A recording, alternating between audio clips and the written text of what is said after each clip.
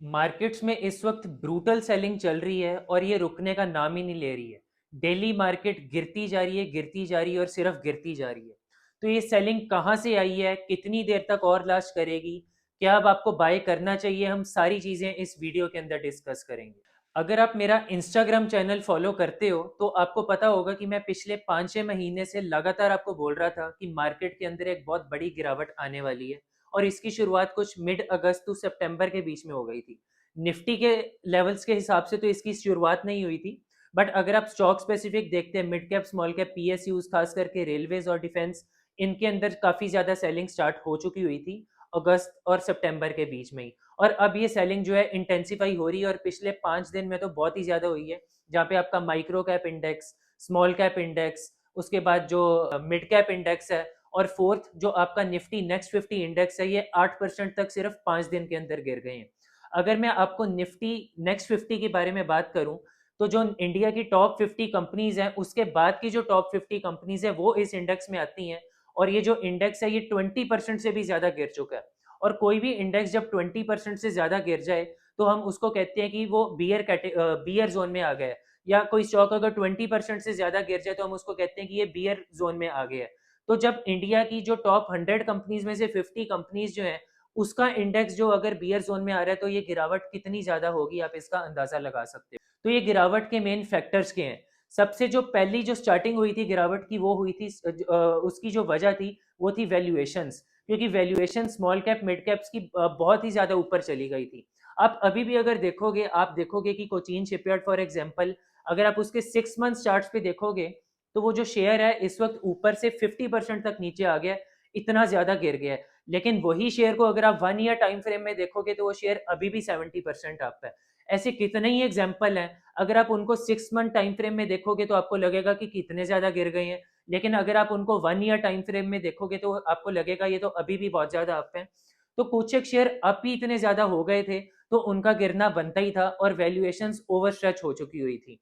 और सेकेंडली ये कि रिटेल का जो कॉन्फिडेंस है वो इतना ज्यादा पहुंच गया था कि हम कोई भी शेयर किसी भी रेट पे लेंगे तो हम पैसा बना लेंगे।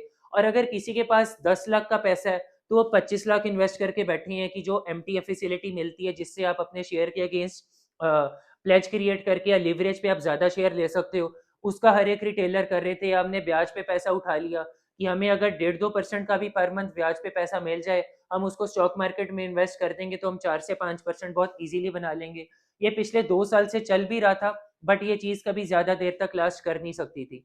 और अब जो मैक्रो फैक्टर्स चेंज हुए हैं, जो मेन चीज है, पहली है करेंसी। करेंसी जो है इंडिया की लगातार डेप्रिशिएट हो रही है डॉलर के अगेंस्ट और बहुत ज्यादा स्पीड से हो रही है।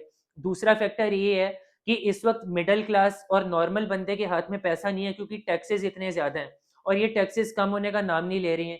थर्ड ये है कि जो इंडिया की महंगाई है वो बहुत ही ज़्यादा ऊंची है। और क्योंकि इंडिया के टैक्सेशन सिस्टम इतना ज़्यादा हाई है, टैक्सेस इतने ज़्यादा हैं, तो महंगाई वो और ज़्यादा चुभ रही है क्योंकि हमारी जेब में पैसा नहीं है। उसके बाद अगर मैं और फैक्टर्स की बात करूं, एफआईआई रिलेंटलेसली बेचते ही जा रहे हैं, बेचते ही जा रहे हैं, हर रेट पे बेच रहे हैं और उनका बेचना बनता भी है। क्योंकि अगर रुपी डेप्रिशिएट हो रहा है, अगर वो बेच के अपने घर उसी पैसे को लेके जाएं तो उनको रुपी डेप्रिशिएशन का भी बेनिफिट मिल रहा है।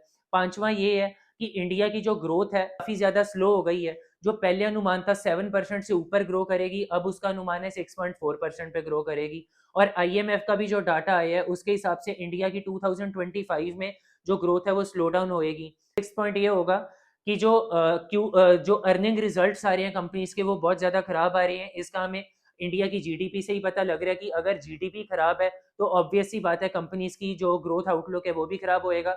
सेवंथ ये है कि गवर्नमेंट की तरफ से जो बजट में ऐलान किया गया था केपेक्स का, वो केपेक्स के जो टारगेट हैं वो मीट नहीं हो पा रही हैं।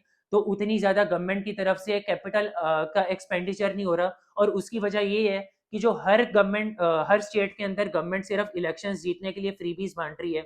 कोई भी गवर्नमेंट हो, वेदर वो आम आदमी पार्टी हो, वेदर वो कांग्रेस हो, बीजेपी हो, जो भी वो स्टेट्स में रूल कर रही हैं, हर जगह पे कोई ना कोई फ्रीबीज बांट रहा है। तो ये सारे के सारे फैक्टर्स एक साथ जब कंबाइन हो गए हैं, माइक्रो प्लस मैक्रो, ये एक स्टॉक मार्केट में बहुत ज्यादा गिरावट की एक वजह बन चुके हुए हैं। जहाँ पे रिटेल का भी ओवर एक्सूबरेंस था, अब उनका भी थोड़ा कॉन्फिडेंस टूटा है कि मार्केट में इतना इजी पैसा बनाना नहीं है। ऊपर से गवर्नमेंट होए, एफआईआई होए, करेंसी होए, इतने ज़्यादा फैक्टर्स कंबाइन हो गए जो कि मार्केट की इस फॉल को लीड कर रहे हैं। अब मेन बात ये है कि हम आगे क्या करें। ये तो मैंने आपको बता दी गिरावट की वजह। अब मैं अगर आगे की आपके साथ बात करूं तो अब 20th को डोनाल्ड ट्रंप ने आना है। जो डोनाल्ड ट्रंप के आगे जैसे बोल रही हैं कि टैरिफ लगाएंगे बहुत ज़्यादा, अगर वो वाकई में टैरिफ लगते हैं तो इन्फ्लेशन जो है वो वर्ल्ड वाइड बहुत ज़्यादा सर्च कर जाएगी, जिसका काफ़ी ज़्यादा नेगेटिव इम्पैक्ट होगा। दूसरा ये कि बजट 1 फेब को इंडिया का आना है। अब बजट में क्या आता है उस पर बहुत ज़्यादा इस वक्त इंपॉर्टेंट है कि टैक्सेशन जो है इंडिया की कम होए, थोड़ा सा हाथ में लोगों के पैसा आए, ताकि उसी चीज़ को हम कंजम्पशन एक्सपेंडिचर कर सके, उसको हम आगे यूज़ करें। तो ये दोनों फैक्टर्स बहुत ही ज़्यादा इंपॉर्टेंट है आगे की हमें दिशा देने के लिए। लेकिन थर्ड फैक्टर जो अचानक से इसमें जुड़ गया है वो है क्रूड का। जो कि क्रूड अचानक से, क्योंकि जो बाइडन की सरकार जा रही है, तो क्योंकि रशिया यूक्रेन का वॉर चल रहा है और बाइडन गवर्नमेंट को ये है कि हम यूक्रेन को एक अपर हैंड दें, तो उन्होंने रशिया के क्रूड के ऊपर जो है कुछ एक सैंक्शंस लगाई हैं, जिसकी वजह से इंडिया हो गया, चाइना हो गया, ये अब रशिया से उतना क्रूड इंपोर्ट नहीं कर पाएंगे जो कि पहले कर रहे थे। तो अचानक से क्योंकि क्रूड की सप्लाई जो है वो कम हो गई, डिमांड तो उतनी है, तो क्रूड के प्राइसेस अप हो गए, जो कि इंडिया के लिए अगेन नेगेटिव है।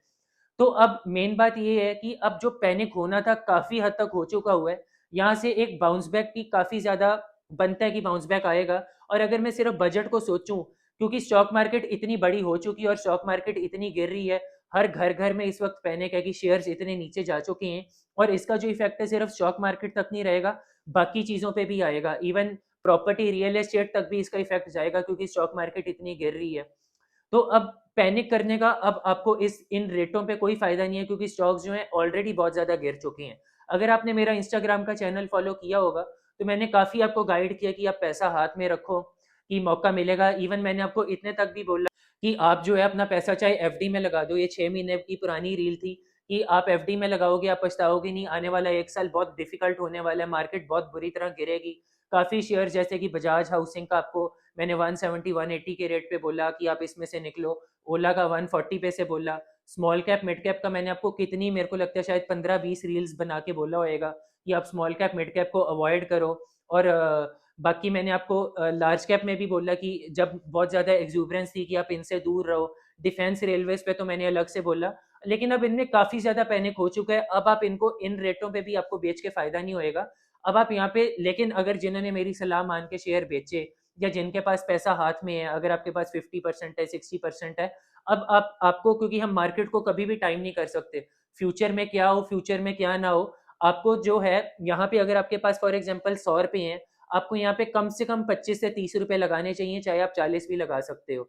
अब मार्केट आगे फैक्टर्स क्या हो, गिरे ना गिरे हमें नहीं पता, लेकिन हम बॉटम कभी भी नहीं टाइम कर सकते हैं। मैंने खुद भी अब यहाँ पे इन्वेस्टमेंट स्टार्ट की है दोबारा से लगाना। मैं आपको भी सलाह यही दूंगा, जो अच्छे स्टॉक्स हैं आपने दोबारा उन स्टॉक्स में नहीं लगाना। जो देखो कोई भी जो शेयर 50% 60% तक गिरा हुआ है, आपको उनके अंदर पैसा नहीं लगाना, लेकिन जिनके अंदर कम गिरावट आई है वो आपको स्ट्रेंथ बता रहे हैं कि उनके अंदर स्ट्रेंथ है। नॉर्मल मेंटेलिटी ये होती है कि जो शेयर बहुत ज्यादा गिर जाए हमने उनमें पैसा लगाना है, लेकिन जो शेयर कम गिरे आपको पैसे ही उसमें लगाना है, क्योंकि वो ज्यादा स्पीड से ऊपर चढ़ते हैं, उनके अंदर स्ट्रेंथ है। फिर आपको सेक्टर्स आइडेंटिफाई करने हैं कि कौन से फ्यूचर के सेक्टर्स हैं, उनके अंदर आपको पैसा लगाना है। तो ये सारे जब आप फैक्टर्स इसके साथ चलोगे तो आपको आगे बेनिफिट होएगा। इसमें मैं एक चीज और भी ऐड करूंगा, अब क्योंकि Q3 के भी रिजल्ट शुरू हो गए हैं, तो आपको जो भी शेयर में आपको अच्छा लगता है या पैसा लगाना है, आप रिजल्ट्स देखो उनके क्या आ रहे हैं, जिसका अच्छा आता है, जिसकी मैनेजमेंट कमेंट्री अच्छी है, फ्यूचर आउटलुक अच्छा है, आप उनके अंदर पैसा लगाओ। थोड़ा सा वेट एंड वॉच स्ट्रेटेजी अपनाओ, 25-30% आप यहाँ पे बिल्कुल लगा सकते हो। बाकी आप कंपनी की अर्निंग्स देख के, उनके रिजल्ट्स देख के आप तब पैसा लगाओ। बाकी अगर आपको वीडियो अच्छी लगी हो तो इसको लाइक ज़रूर कर दें। अगर आपने चैनल सब्सक्राइब नहीं करा तो सब्सक्राइब बटन भी दबा दें। होप आपको मेरा कंटेंट अच्छा लगे।